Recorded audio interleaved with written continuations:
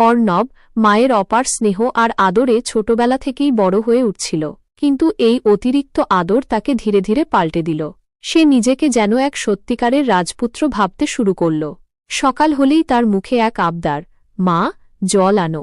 জুতো পরানো থেকে শুরু করে স্কুলের ব্যাগ গোছানো পর্যন্ত সবকিছুর জন্যই সে মায়ের ওপর নির্ভরশীল হয়ে পড়ল। মা হাসিমুখে সব কাজ করে দিতেন, যদিও ভেতরে ভেতরে তিনি ভীষণ ক্লান্ত হয়ে পড়ছিলেন। বন্ধুরা যখন তাকে খেলতে ডাকত, অর্ণব অহংকার করে বলত, আমি রাজপুত্র, আমার খেলার দরকার নেই। সে যেন মাকে নিজের চাকরের মতোই ব্যবহার করতে শুরু করেছিল। এভাবেই দিন কাটছিল। হঠাৎ একদিন অর্ণব ভীষণ জ্বরে পড়ল। এত জ্বর যে সে বিছানা থেকে উঠতেই পারছিল না। সেদিনই সে বুঝতে পারল মায়ের কষ্ট কতটা। মা সারারাত না ঘুমিয়ে তার পাশে বসে রইলেন, বারবার জলপট্টি দিলেন, ওষুধ খাওয়ালেন আর মাথায় হাত বুলিয়ে দিলেন।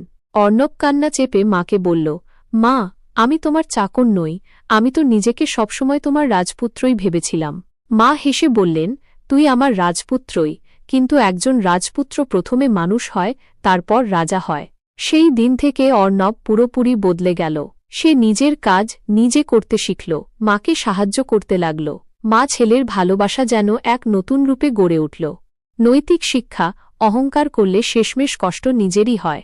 ভালোবাসা মানেই একতরফা আদর নয়। ভালোবাসা মানে একে অপরের পাশে থাকা এবং একে অপরের প্রতি শ্রদ্ধাশীল হওয়া।